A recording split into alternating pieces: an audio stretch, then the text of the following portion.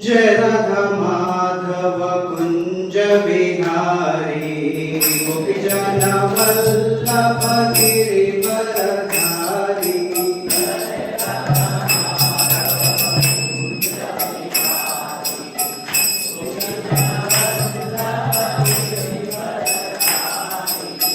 जय राधा माधव कुंज बिहारी गोपीजन वल्लभ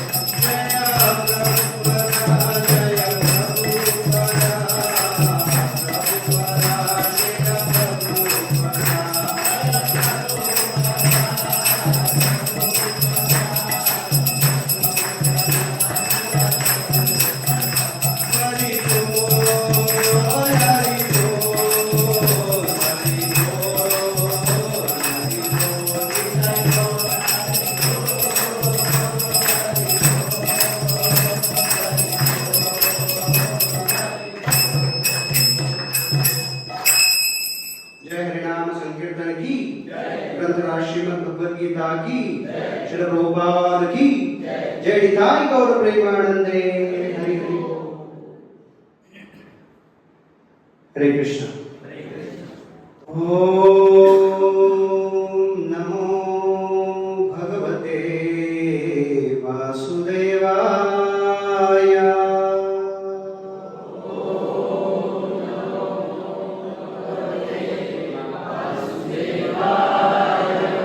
ओम नमो भगवते वासुदेवाय।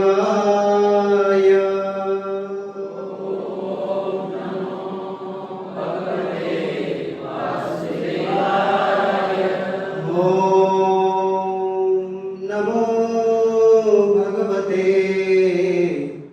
वासुदेवाय।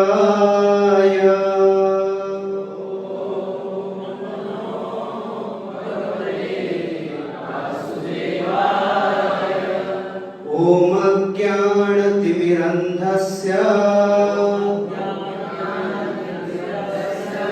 ज्ञानाञ्जनशलाकया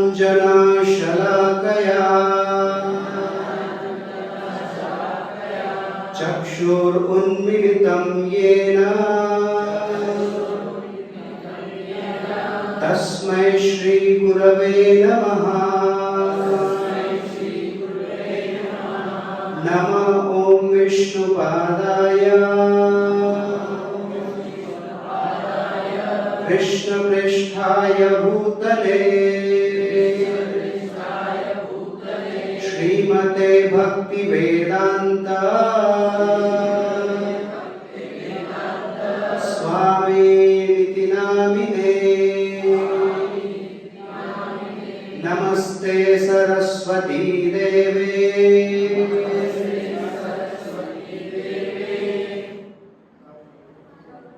गौरवाणी प्रचारिणे निर्विशेष शून्यवादी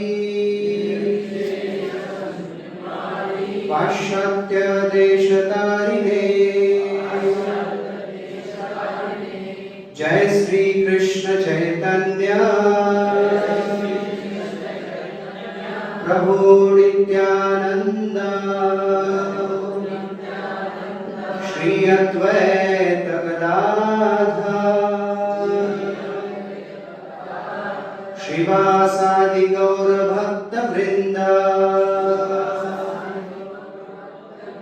हरे कृष्ण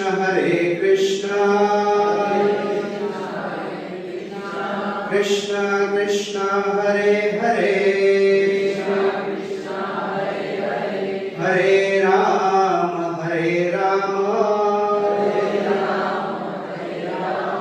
राम राम हरे हरे।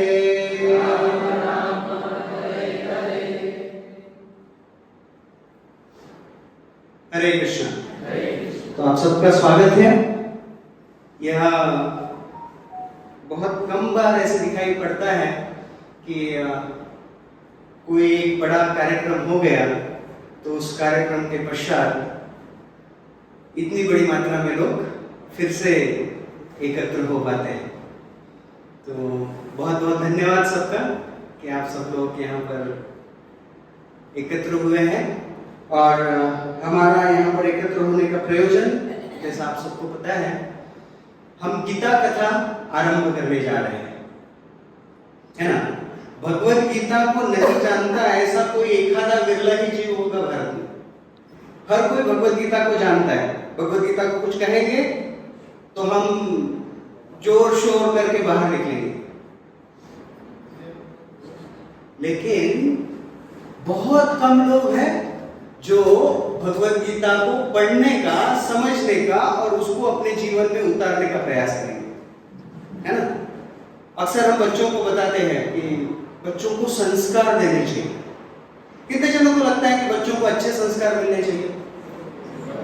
सबको लगता है। देगा कौन? हम ही देंगे। और हम हमारी संस्कृति उन्हें बताएंगे। क्या बताएंगे? कि देखो रेंट पर भी मिलता है या फिर खरीद भी सकते हैं। क्या? गरबे का ड्रेस, है ना। तो गरबा पहनेंगे, गरबे का ड्रेस पहनेंगे और 9 दिनों तक डांडिया खेलेंगे। हाँ, ये संस्कृति है, भारत की पुरातन संस्कृति चलती आ रही है, कल्चरल एस्पेक्ट है, लेकिन उसके पीछे का विज्ञान। उस दिन अपना खुशियों का पाठशाला हुआ ना, तो एक माता ने मुझे प्रश्न पूछा कि जब बच्चे को हम कुछ बताते हैं ना कि आप इस प्रकार से ये कार्य करो, तो बोलते मम्मा क्यों कर रहे, इसके पीछे का कारण क्या है ना? मुझे पूछा था किसी ने अपने सत्र के पश्चात। तो जब तक हमें वो सिद्धांत पता नहीं, तब तक हम आगे जाएंगे कैसे?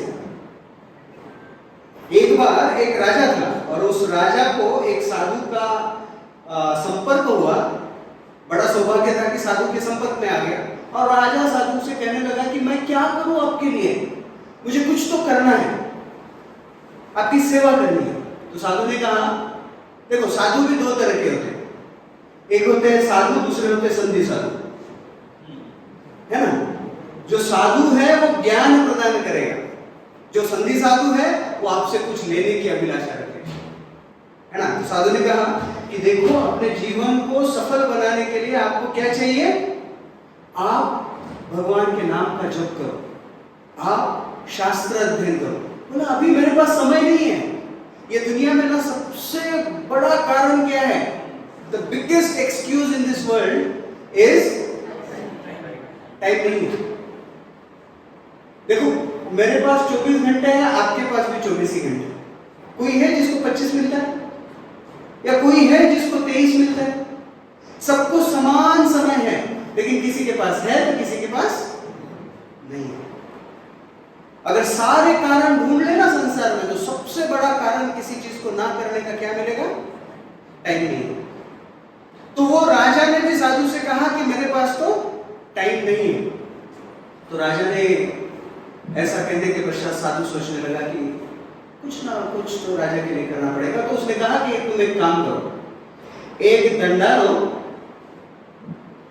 साधु ने अपने पास का एक डंडा राजा के हाथ में दिया और बोला कि यह बहुत विशेष डंडा है, अपने साम्राज्य में एक सबसे मूर्ख व्यक्ति ढूंढो और उसे काम पे रखो, अपने काम पर रखो, उसके हाथ में यह डंडा दो। बोले इससे क्या होगा? इससे बहुत कुछ होगा, आपके राज्य पर कोई संकट नहीं आएगा। तो साधु की बात राजा ने मान ली और अगले दिन सारे राज्य में दौड़ी पिटवाई कि जो सबसे मूर्ख है उसको रहना खाना फ्री और एक बहुत अच्छी तनख्वाह मिलेगी। काम क्या है? कुछ नहीं, आकर इस डंडे को पकड़ना है और चक्कर काटने हैं। तो साधु बड़ा खुश हुआ, राजा ने साधु की बात मान ली और दूसरे दिन देखा तो बहुत लंबी लाइन लगी हुई थी लोगों की, सब लोग आए हुए हैं। राजा ने प्रधान जी से पूछा, प्रधान जी कितने लोग आए हैं?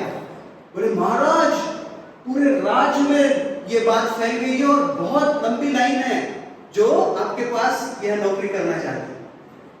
राजा सोचने लगा इसमें से कोई भी मूर्ख नहीं है, सब चालाक है, सब किस लिए आए हैं? अरे फोकट में पैसा मिल रहा है, कुछ काम करना नहीं है, सब बड़े होशियार है, सब चाकर लोग आ गए। राजा ने कहा मूर्ख कोई नहीं है। तो फिर राजा अपना भेष बदल लिया और राज्य में घूमने लगा। और जब घूम रहा था तो उसने एक नदी के पास एक लड़के को देखा, युवक था, उसको देखा, राजा ने देखा। तो वो क्या कर रहा है? एक पत्थर उठा रहा है, पानी में मार रहा है और फिर खड़ा होकर नाच रहा है। तो राजा ने कहा तुम क्या कर रहे हो? बोले कुछ नहीं, ये राजा के इस राज्य के सारे जो मूर्ख लोग हैं वो उधर गए, मैं अकेला होशियार हूं। राजा ने कहा तुम कैसे होशियार? बोले वो पागल है, पागल में भी हाथ में डंडा लेके घूमता है, वो नौकरी भी पागलों के लिए और वो जो देने वाला राजा है ना वो तो महापागल है। राजा ने बोला ये सही कैंडिडेट है। तो राजा ने कहा तुम चलो ना।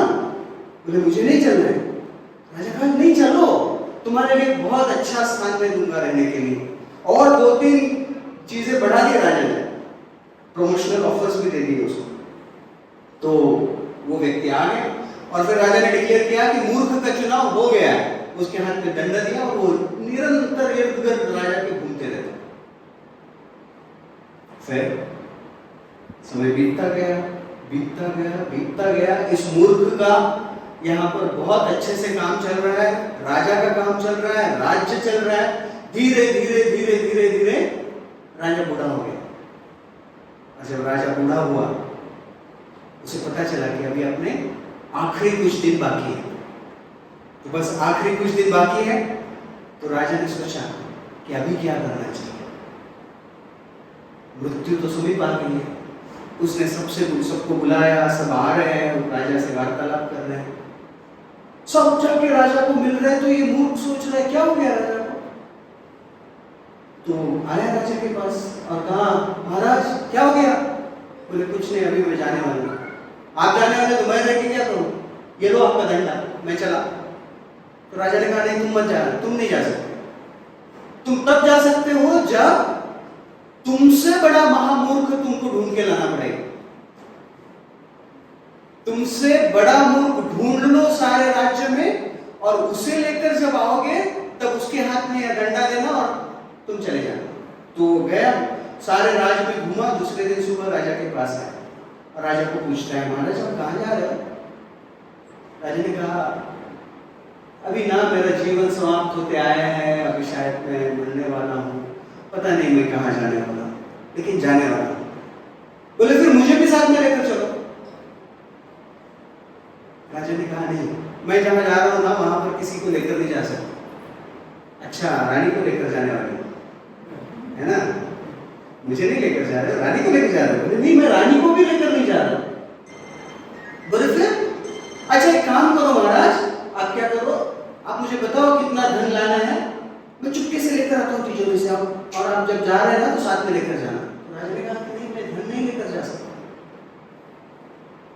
बोले फिर, सेवक तो लगेगा, कुछ तो लगेगा, क्या लेकर जाने वाले हो। राजा ने कहा मैं जहां जा रहा हूं वहां पर कुछ भी लेकर नहीं जा सकता। तो उस मूर्ख ने कहा कि महाराज मैं तो जा रहा हूं। बोले नहीं, आपको दूसरा मूर्ख के हाथ में डंडा देना पड़ेगा, आपको दूसरे मूर्ख के हाथ में डंडा देना पड़ेगा, तभी जाकर आप जा सकोगे। तो मूर्ख ने कहा महाराज एक काम करो ना। बोले क्या, आपका हाथ आगे करो। राजा बोला क्यों, अरे करो तो सही। तो राजा ने ऐसे हाथ सामने किए, तो इसने अपना डंडा राजा के हाथ में दिया। बोले ये क्या कर रहे हो, तो मुझे मूर्ख कह रहे हो। नहीं नहीं महाराज, मूर्ख तो मैं हूं, आप महामूर्ख हो। बोले क्यों। बोले आप ऐसी जगह पर जा रहे हो, कहां जा रहे हो आपको पता है, वहां पर क्या लेकर जाना है आपको पता है, किसे लेकर जाना है, किसी को लेकर नहीं जा सकते, कोई धन लेकर नहीं जा सकते। फिर भी आप वहां पर जा रहे हो, और जाने के लिए आपने कोई तैयारी नहीं किया, आपको पता ही नहीं वहां पर क्या लेकर जा सकते हैं। तो राजा कहा कि सच में तुम्हारी बात तो सच है। तब वो मूर्ख कहता है आप अभी भगवान का नाम लो, क्योंकि ये मूर्ख उस साधु का शिष्य था। राजा की सहायता करने के लिए साधु ने इसे यहां पर आने के लिए प्रेरित किया है। तो हम वो राजा पे हंसे ना, वो राजा कौन है, कौन है, हम ही है वो राजा। बस तिजोरी भर रहे हैं, अपने संबंधी बढ़ा रहे हैं, उछल रहे, कूद रहे, खुशी के लिए हर प्रयास कर रहे हैं, लेकिन पता नहीं कि सच में क्या मेरे साथ रहने वाला है। तो वो क्या साथ में रहने वाला है, यह समझने के लिए हमने खुशियों की पाठशाला में देखा कि एक ग्रंथ है जो हमें सहायता कर सकता है। वो ग्रंथ क्या है, भगवद गीता। भगवद गीता एक ऐसा ग्रंथ है कि जिसको पढ़कर निश्चित रूप से हमारा जीवन परिवर्तन हो सकता है ना। आप कभी किसी कसाई के घर दुकान के बाहर गए हैं, स्लॉटर हाउस कसाई का अगर कसाई खाना है तो बहुत बड़ा ऐसा लकड़ी का उसका ऊन का रहता है, लॉक ऑफ द वुड, और उसके ऊपर वो प्राणियों को काटते रहते हैं। तो मुझे यहाँ बैठ के क्या बता रहे हैं, है ना? तो उसके कसाई खाने के बाहर ना एक रस्सी को, छोटी छोटी रस्सियों से कई बकरे बांधे हुए रहते हैं, है ना? और उनको घास डालते हैं और वो घास खाने में मग्न है। इतने में वो कसाई आता है, एक बकरे को वहां से छोड़ता है और इधर लेकर आता है, और इधर आकर उसको मार रहा है। ऐसे नहीं कि बाकी सबकी आंखों पे पट्टी बांधी है, सब देख रहे हैं, लेकिन वो कसाई वो काम कर रहा है, लेकिन बाकी सब के सब अपना घास खाने में मस्त है, कोई टेंशन नहीं। How are you? फाइन, मस्त। कैसे चल रहा है? बढ़िया जी, सब कुछ बढ़िया चल रहा है। तो वो प्राणी सोच नहीं सकते, हम सोच सकते हैं। पता है, हम इस भगवत गीता कथा में, गीता कथा में ना बहुत ज्यादा फिलोसॉफी पे नहीं जाने वाले हैं। हम छोटी छोटी स्टोरीज से, छोटी छोटी कथाओं से भगवत गीता को समझने का प्रयास करने वाले हैं, पहले अध्याय से लेकर आखिरी अध्याय तक। तो मैं आशा करता हूं कि आप सब लोग, आज हम गीता का आरंभ कर रहे हैं, तो आप गीता पूर्ण होने तक साथ में बने रहेंगे, ये मैं आशा करता हूं। आप रहेंगे सब लोग? Thank you. तो महाभारत में कथा थी, जब सारे पांडव द्रौपदी के साथ वन में गए थे, बाकी जी कुंती के साथ, तो यक्ष ने प्रश्न पूछे थे। तो यक्ष ने युधिष्ठिर महाराज को एक प्रश्न पूछा।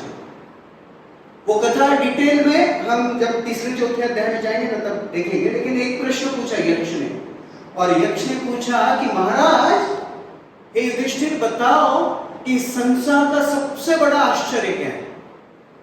आप बताइए क्या है संसार का सबसे बड़ा आश्चर्य, है ना? इजिप्ट के पिरामिड्स, चाइना का वॉल, चाइना वॉल, भारत में Taj Mahal, then Statue of Liberty, Statue of Liberty New York में, स्टैच्यू ऑफ यूनिटी गुजरात में, है ना? और opera house of the Sydney, pyramids. Yudhishthira Maharaj ने इसमें से कुछ नहीं कहा।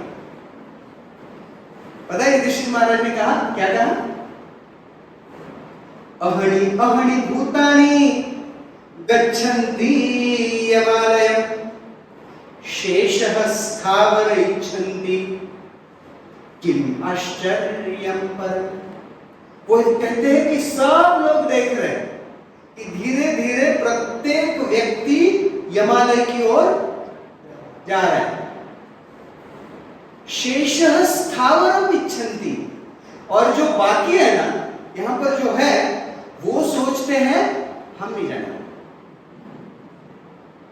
भाई सब लोग जाने वाले हैं, मैं छोड़, है ना? वो भी जाने वाला है, ये भी जाने वाला है, ये भी जाने वाला है, मैं नहीं जाने वाला। हमने कभी सोचा है ऐसे?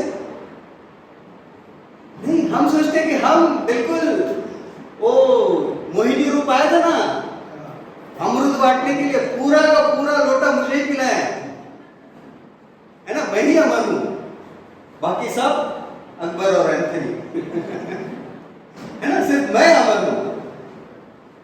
तो अहनि अहनि भूतानि गच्छन्ति यमालयम् शेषः स्थावर इच्छन्ति किम आश्चर्यं परम्।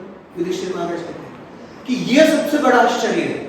हमको पता है 20 साल पहले मैं लातूर जाया करता था, 2003, 2004, 2005 में प्रचार करने के लिए। मुझे याद है कि मैं वहां पर इस सिद्धांत को समझाते हुए कहता था कि देखो धीरे धीरे धीरे ना हम बाल्यावस्था से युवावस्था, युवावस्था से वृद्धावस्था, और फिर धीरे धीरे इधर बाल सफेद होते जाएंगे।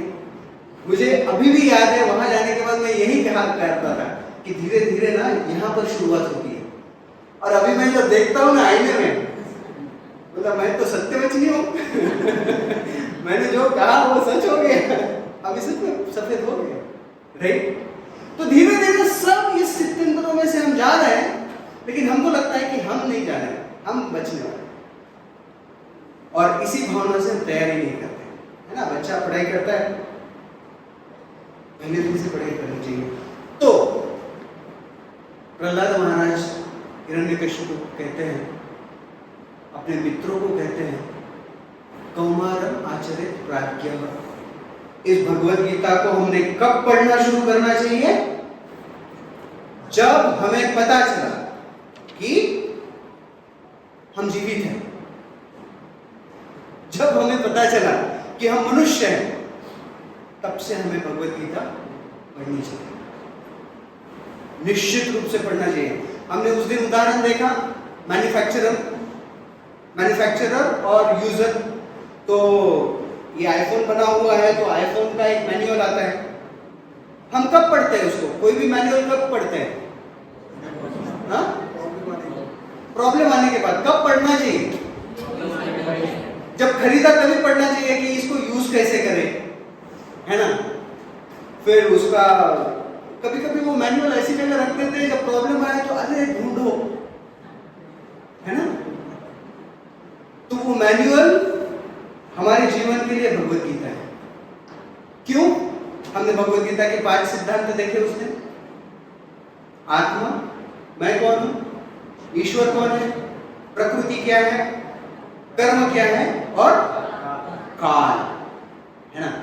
ये सिद्धांत हमने देखे। तो ये भगवत गीता हमने समझने का प्रयास किया। भगवत गीता क्यों समझे, ये समझने का प्रयास किया। आज हम ये गीता कथा शुरू करने जा रहे हैं।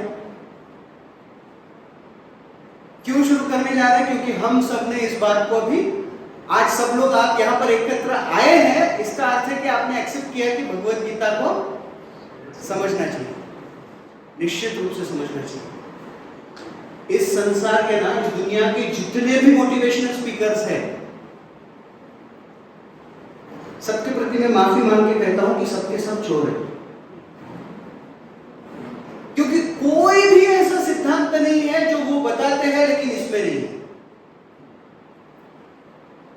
Time management, stress management, self management, life management, art of living, ये सब भगवत गीता में है। और इसके साथ भगवत गीता में और एक चीज है, भगवत गीता में है आर्ट ऑफ लिविंग और आर्ट ऑफ लिविंग, LIVING और LEAVING, art of living and art of dying, सिर्फ भगवत गीता में, राइट। तो हमें ऐसा जीवन जीना चाहिए ना, हंसते हुए आते हैं सब, हंसता हुआ जो जाएगा, है ना। हंसते हुए जाना चाहिए, क्या रोते हुए जाना,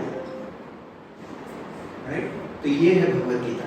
तो भगवत गीता का एक 5 मिनट में हम महात्म्य का एक श्लोक लेंगे और फिर भगवत गीता को शुरुआत करेंगे। आप में से अभी तो किसी के पास नहीं है भगवत गीता, मेरे पास है ना। आप में से कितने जनों के पास भगवत गीता है घर पर? अरे वाह, अधिकतर जनों के पास भगवत गीता है। तो एक तकलीफ मैं दे सकता हूं आपको, अगले सेशन से हम अगली बार जब गीता कथा पाठ में एकत्र होंगे, तब आप अपना भगवत गीता लेकर आइए, है ना। उसको खोलना शुरू करते हैं और खुल के जीना शुरू करते हैं। खुल के जीने के लिए भगवत गीता को खोलना बहुत जरूरी है, राइट। तो भगवत गीता को खोलते हैं। भगवत गीता के महात्म्य में बहुत सुंदर सुंदर श्लोक आते हैं। भगवत गीता के महानता का वर्णन पद्म पुराण में आता है। आदि शंकराचार्य जी ने गीता महात्म्य लिखा हुआ है और उसमें बहुत सुंदर रूप से वर्णन आता है। सर्वोपनिषदो गावो दुग्धा गोपाल नंदन। आप लोग दोहराएंगे, सर्वोपनिषदो गावो दुग्धा गोपाल नंदन पार्थो वत्स सुधीर भोक्ता पिबत गीतामृतम महत्। सर्व उपनिषदों गाओ, सारे उपनिषदों का सार क्या है? भगवत गीता। अगर सारे उपनिषद गाय है, 4 वेद, 108 उपनिषद, 18 पुराण, 2 इतिहास, अगर ये सारा ज्ञान अगर गाय है तो गाय का सार क्या होता है? हाँ? दूध है ना। सर्वोपनिषदों गाओ, ऐसी एक गाय है सारे वेदों की, सारे शास्त्रों की, और उसका दूध निकाल रहा है ग्वाला। आप में से कितने जनों ने कभी दूध निकाला गाय का? कोई है? 1 2 3 4 है ना। गाय का दूध निकालते हैं, ग्वाला दूध निकालते हैं। वो ग्वाला कौन है जो दूध निकाल रहा है? कृष्ण। अब बचपन से वही आदत है, क्या करें? बचपन से सीखा क्या है? दूध निकालना, गाय चराना। तो इधर कुरुक्षेत्र की रणभूमि पर आ गए और वहां पर भी दूध निकाल। किसका दूध निकाल रहे? सारे वेदों का, सारे शास्त्रों का। और वो दूध निकाल कर सबसे पहले दूध कौन पीता है? गाय का सबसे पहले दूध कौन पीता है? गाय का बछड़ा, उसको वत्स कहते हैं। तो गाय का बछड़ा दूध पीता है, तो वैसा ये ग्वाला दूध निकाल रहा है और पी रहा है अर्जुन। गाय का बछड़ा पूरा का पूरा दूध नहीं पीता, बिल्कुल नहीं पीता। वो रखता है पीछे श्री माहेश्वरी समाज के लिए, सारे प्रभावों के लिए, है ना। और वो रखा हुआ है अर्जुन ने दूध, कृष्ण ने निकाला हुआ। पीना चाहेंगे? रोज पिएंगे। और 8 जब हम मिलेंगे शुक्रवार के दिन, तब उसका रबड़ी बना के चखेंगे, राइट। तो ये है हमारा गीता कथा। भगवत गीता इतना महत्वपूर्ण ग्रंथ है, उसको पढ़ना चाहिए। कितने लोग पढ़ना चाहते हैं? सब लोग पढ़ना चाहते हैं। तो कथा के माध्यम से हम समझने का प्रयास करेंगे। घर पर आप पढ़ा कीजिए, और फिर आपको जो भी उसमें तकलीफ आती है, वो जो चीज हम पढ़ रहे हैं, समझ रहे हैं, उसको अपने जीवन में कैसे उतारें, ये भी हम प्रत्येक श्लोक के माध्यम से समझने का प्रयास करें। हम सिर्फ समझेंगे नहीं, उसको प्रैक्टिकली हमारे जीवन में कैसे उतारेंगे, किसी भी श्लोक को, वो भी समझने का प्रयास करेंगे। ठीक है, तो आरंभ करते हैं। और मैं बहुत खुश हूं कि आप सब लोग एग्जैक्ट टाइम पर आ गए। 5-10 मिनट आज लेट हुआ, लेकिन अगली बार से ठीक 7:30 बजे शुरू करेंगे। तो भगवद गीता यह किस ग्रंथ का भाग है आपको पता है? महाभारत। महाभारत में बहुत सारे पर्व आते हैं। आप जानते हैं महाभारत में कितने पर्व हैं? भगवद गीता में कितने अध्याय हैं? 18। महाभारत में कितने पर्व है पता है? महाभारत में कुल मिलाकर 18 पर्व है ना। जैसे रामायण में कांड है, वैसे महाभारत में पर्व है। महाभारत में 18 पर्व है।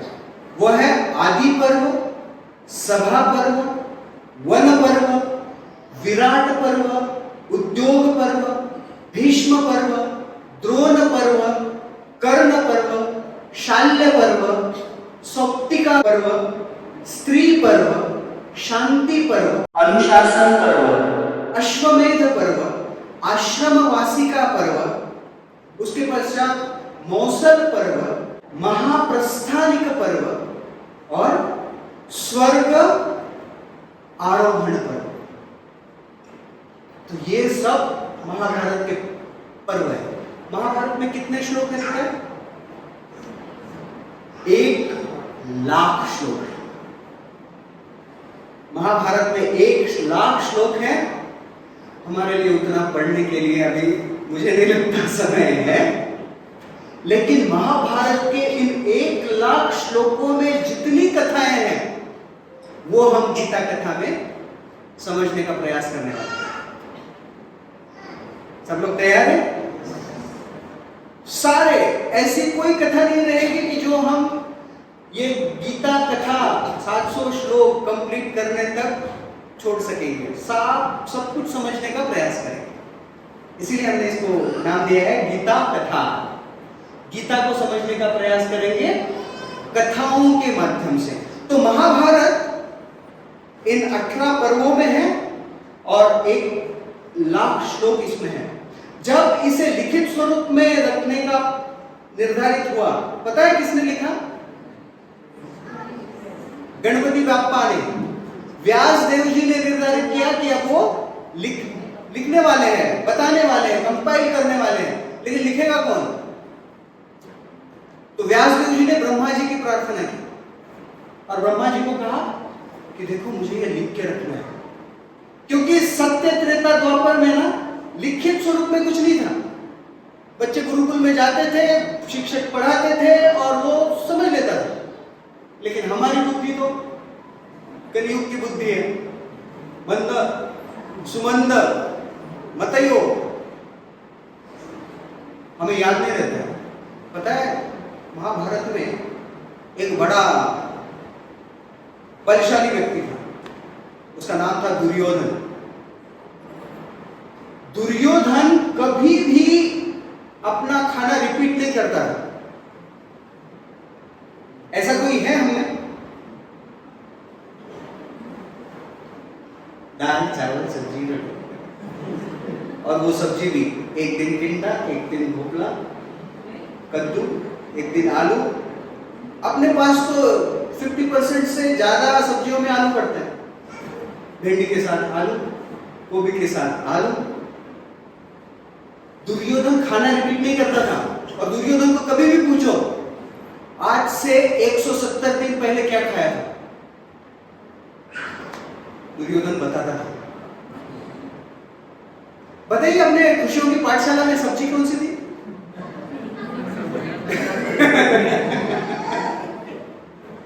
राइट? तो बुद्धि है उसमें।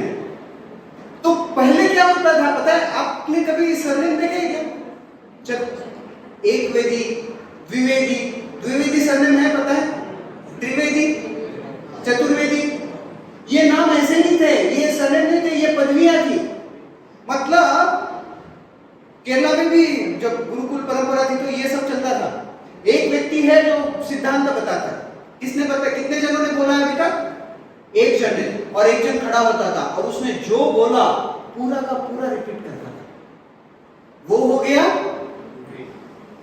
एक वेदी। अभी 2 जनों ने बोला हुआ है, इसने पहले बोला फिर इसने बोला, अभी तीसरा रिपीट करता था, उसका नाम क्या हो गया? द्विवेदी। वैसे चतुर्वेदी, त्रिवेदी और फिर चतुर्वेदी, है ना? सुनकर सुना और लन हो गए। सोचो कितना अच्छा होता है ना, हमारी बुद्धि ऐसे रहती है। बच्चे एक बार सुन लिया सब कुछ तो बस हमेशा के लिए याद हो गया।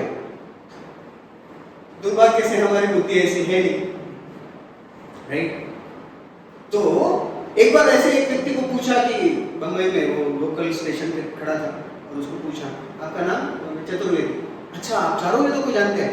बोले नहीं, संस्कृत में प्लेटफॉर्म को वेद कहते हैं, तो मुझे सुबह की लोकल पकड़ने के लिए 4 प्लेटफॉर्म क्रॉस करके जाना पड़ता है, इसलिए मैं चतुर्वेदी हूं। तो पहले सबको ऐसे ज्ञात होता था, श्रुति सुनते और ज्ञात होता। तो व्यासदेव ने कहा कि कलयुग में ये नहीं चलेगा, ये फॉर्मूला नहीं चलने वाला, लिख के रखना पड़ेगा। तो ऐसा निष्णात व्यक्ति होना चाहिए कि जो कोई गलती नहीं करे। तो ब्रह्मा जी ने कहा कि ऐसा एक व्यक्ति है, अपने उमा महेश के बेटे गणेश। और गणेश जी को आह्वान किया व्यासदेव जी ने। गणेश जी आ गए। व्यासदेव जी ने कहा आप लिखोगे? बोले हाँ लिखूंगा, लेकिन मेरा राइटिंग बहुत फास्ट है। फास्ट है, एक्यूरेट है, लेकिन मेरा एक कंडीशन है। गणेश जी ने व्यास जी को कंडीशन डाला। जानते हैं क्या कंडीशन है? रुकना नहीं। अगर आप रुक गए तो मैं आगे नहीं लिखूंगा। व्यासदेव जी ने कहा ठीक है, कंडीशन एक्सेप्टेड, लेकिन मेरा भी एक कंडीशन है। फिर व्यासदेव ने कंडीशन डाला।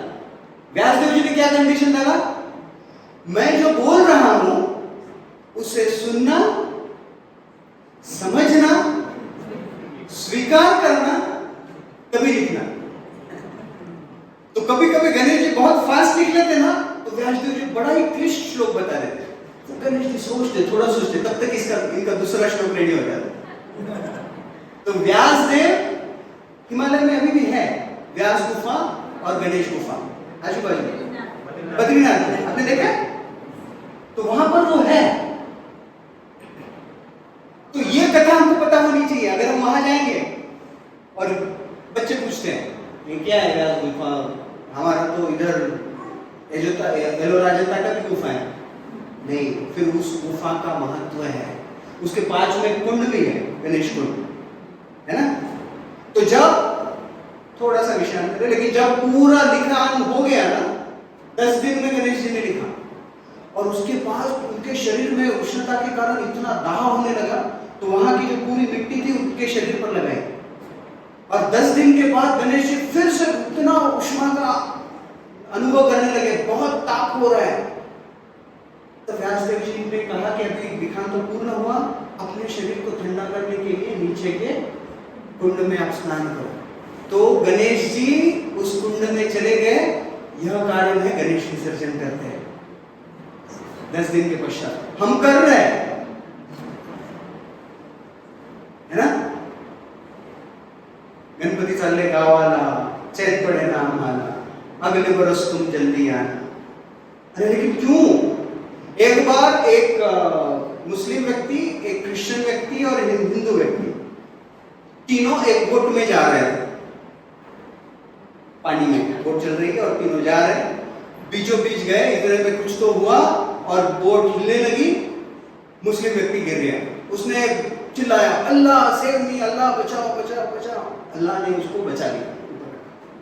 फिर क्रिश्चियन व्यक्ति डूब गया, बोला God please save me, Christ please save me. और क्राइस्ट आया, उन्होंने उसको पकड़ा और बचा लिया।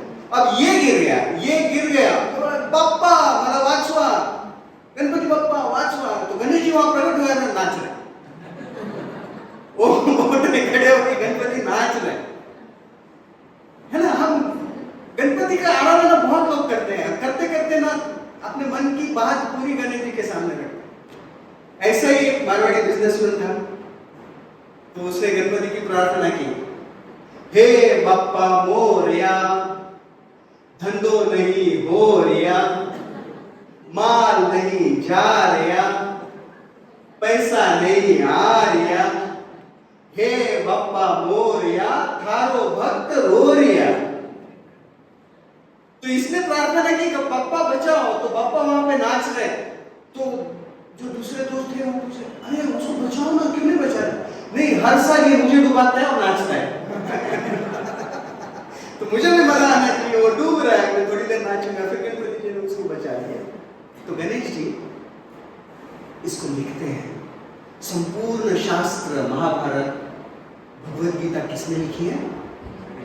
गणेश जी ने। तो इस गीता में जो भी है, जो भी लिखा हुआ है, गणेश जी ने सुना, स्वीकार किया, समझा और तब लिखा। तो अगर हमें किसी चीज पर शंका आती है तो समझना चाहिए हमारा सर इतना छोटा है, गणपति जी का सर इतना बड़ा है, और उन्होंने इसे समझकर स्वीकार कर कर लिखा हुआ है। हम किस खेत के लोग है ना। तो इस तरह से गणेश जी ने सारी महाभारत भगवद गीता लिख दी। और इस महाभारत के जो ये 18 पर्व है ना, तो इन 18 पर्वों में जो भीष्म पर्व है, जो छठा पर्व है, भीष्म पर्व में यह भगवद गीता आती है। तो यह है भगवद गीता की पार्श्वभूमि। महाभारत के भीष्म पर्व में भगवद गीता का उल्लेख है, भगवद गीता का पूर्ण ज्ञान दिया हुआ है। और भगवद गीता आपको पता है कितने लोगों ने बोली है?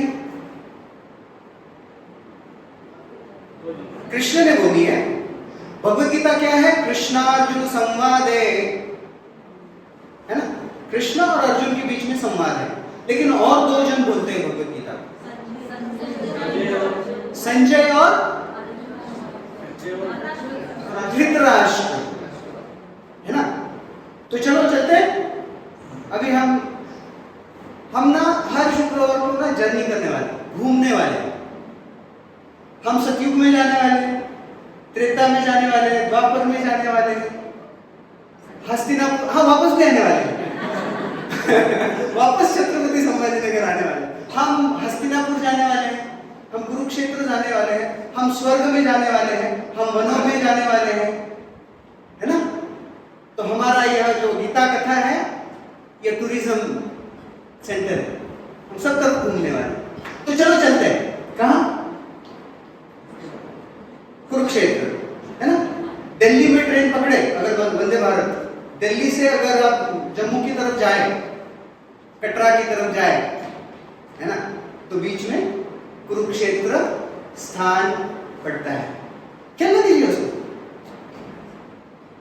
तो कुरुक्षेत्र पे अगर जाए तो कुरुक्षेत्र में भगवत गीता कब शुरू हो रही है, विश्व पर्व कब आ है, ये हम समझेंगे गीता का पार्श्वभूमि और फिर हम रुकेंगे, राइट? तो कुरुक्षेत्र के रणभूमि पर एक तरफ है 11 अक्षौहिणी सैन्य कौरवों का, एक तरफ है 7 अक्षौहिणी सैन्य पांडवों का। दोनों क्यों एकत्र हुए हैं? युद्ध करने के लिए। वो जमा हुए हैं युद्ध करने के लिए, लेकिन अर्जुन और कृष्ण कहते हैं चलो थोड़ा गीता कथा करते हैं वैसे हमारा जीवन चल रहा है और हम सब कह रहे हैं कि चलो थोड़ा गीता कथा करते हैं। तो अर्जुन और कृष्ण दोनों बीचों बीच आते हैं, दोनों सेनाओं के बीचों बीच।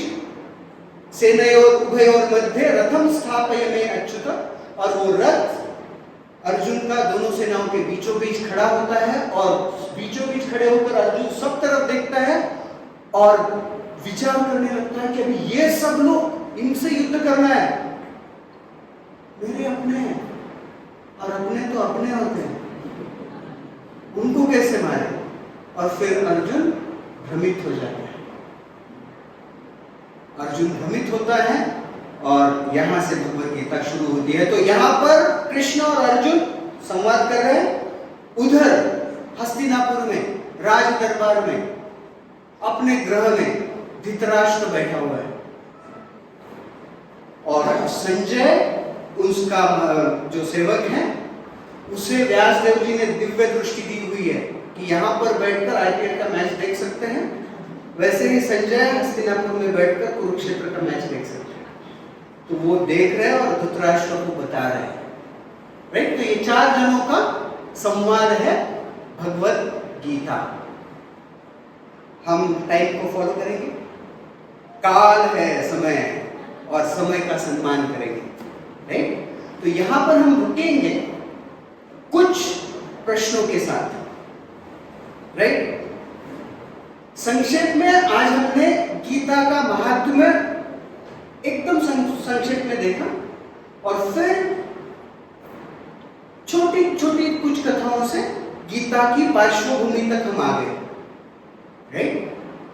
अगले सप्ताह में हम बड़ा ही महत्वपूर्ण विषय इसका चर्चा करने वाले, और इतनी सुंदर कथाएं हैं।